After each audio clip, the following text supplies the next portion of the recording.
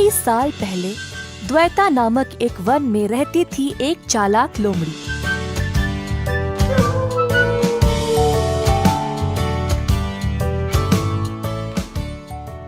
एक दिन तेज भूख के कारण लोमड़ी पूरे वन में खाना के लिए ढूंढ रही थी।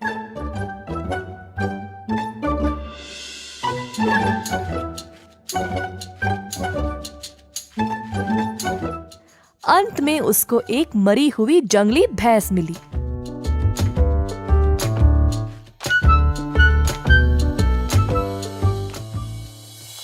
अरे वाह, आज तो बड़ा अच्छा ही दिन है। मैं इस भैंस को 10 दिन तक मजे से खा सकती हूँ, परंतु इसकी चमड़ी तो बहुत मोटी है, मैं उसको चीर नहीं पाऊंगी। अब क्या करूं? उसी समय उस रास्ते से एक शेर गुजर रहा था। शेर को देखते ही लोमड़ी बोली, मेरे प्रभु, आप सही समय पर आए हैं। आइए, हम दोनों इस जंगली भैंस का मांस साथ साथ खाएंगे। क्या तुम्हारा दिमाग खराब है? तुम्हें पता नहीं तुम किससे बात कर रही हो? मैं इस जंगल का राजा हूँ और मैं केवल खुद से किया गया शिकार का मांस खाता हूँ। तुम्हें इतना भी नहीं पता? ऐसा कहकर शेर वहाँ से चला गया। कुछ समय बाद वहाँ एक बाघ आया।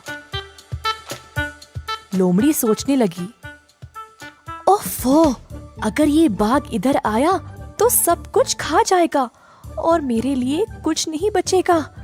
कुछ भी करके इसको यहाँ से भगाना पड़ेगा।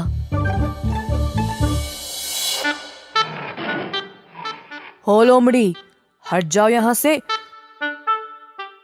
मुझे पता चला कि इधर एक जंगली भैंस है। चलो अब यहाँ से जाओ, ये भैंस अब मेरा है। जी, जैसा आप कहें।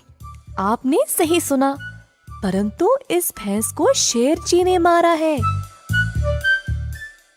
और मुझे यहाँ रखवाली के लिए ठहरने को बोला। वे किसी भी समय वापस आते होंगे, तो मैं यहाँ से चली जाऊं? क्या ये भैंस शेर जी का शिकार है?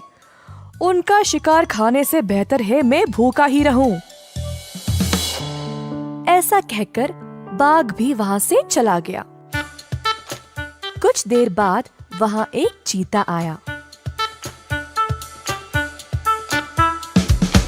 लोमड़ी जी, क्या आपने इस भैंस को मारा है? मुझे बहुत भूख लगी है मेरे दोस्त, थोड़ा मांस मैं भी खा लूं। मैं तुम्हारी भूख समझ सकती हूँ दोस्त, परंतु ये भैंस शेर जी का शिकार है और मैं यहाँ केवल एक रखवाली हूँ।